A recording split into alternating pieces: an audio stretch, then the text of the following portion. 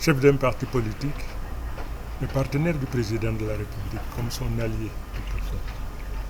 Écoutez, ce discours, je dirais, pour la classe politique, a une valeur polysémique. À ceux qui pensaient que le chef de l'État était absent et tenait des propos irrévérencieux, voire condescendants, hier par sa posture, par sa présence sur le petit écran, on constate qu'il est bel et bien là, vent debout, droit dans ses bottes, en train de gouverner la nation dans toute sa complexité, dans toute sa dimension. Il est donc là, il est aux commandes, incontestablement. C'est rassurant. La deuxième chose, il a annoncé des choses extraordinairement porteuses d'espoir. En plus des grandes réalisations qui existent déjà. Et moi, en tant que partenaire, je dirais que c'est vrai qu'il y a ces grandes réalisations, tous ces grands chantiers. Mais moi, j'aurais bien aimé que ces chantiers furent exécutés dans leur entièreté par des Camerounais. Pour l'instant, nous faisons encore appel au savoir-faire extérieur. Ça ne plaît pas au chef de l'État, puisque lui-même, il nous dit à chacune de ses sorties que ce qui lui tient le plus à cœur, c'est le problème du chômage des jeunes. C'est donc autant de chantiers qui auraient pu être occupés par les jeunes, mais qui, faute de savoir et savoir-faire, ne le font pas. Donc, mon département ministériel est interpellé pour capaciter, pour faire des Camerounais des architectes, des ouvriers, des techniciens supérieurs qualifiés pour la construction de leur nation. Le chef de l'État a annoncé l'exploitation minière, ça et là. Un projet prodigieux, très très important, mais une fois de plus qui interpelle tous les Camerounais. Il a parlé de l'émergence, de l'import-substitution, de l'industrialisation, toutes choses qui nécessitent la capacitation des Camerounais. Parce que, vous savez, le chef de l'État patriote et nationaliste jusqu'au bout, son rêve serait que tous ces chantiers, à l'instar de ce qui se fait ailleurs, que tous ces chantiers-là soient occupés par des Camerounais.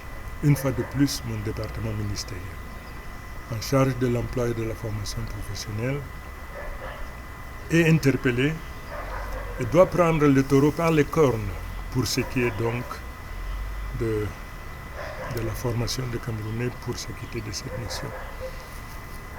Il a annoncé également au niveau de nos frontières le succès incontestable de nos forces de défense et de sécurité qui, pour s'acquitter de leur mission, qui consiste à assurer la continuité et l'intégrité territoriale, ne ménagent aucun effort, acceptent des sacrifices pour cela.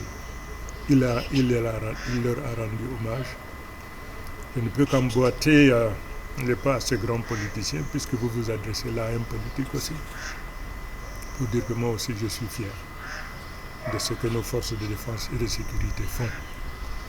Le chef de l'État a insisté, et ça c'est désormais classique, sur la protection du patrimoine national, pour certaines indélicatesses dans l'administration des biens de la nation. C'est une constante dans tous ces discours. Il a également mentionné, je ne peux que répéter donc ce qu'il a dit.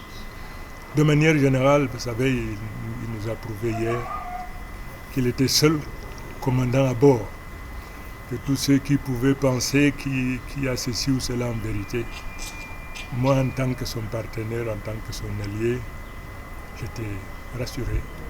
Et je profite donc de l'occasion pour demander à l'Éternel et à toutes ses forces qui président aux destinées des êtres de continuer à lui donner bonne santé, longue vie, et que tous les Camerounais de bonne foi amoureux de leur nation. Il a annoncé que notre terre est remplie de richesses prodigieuses, mais qui sont là encore intactes.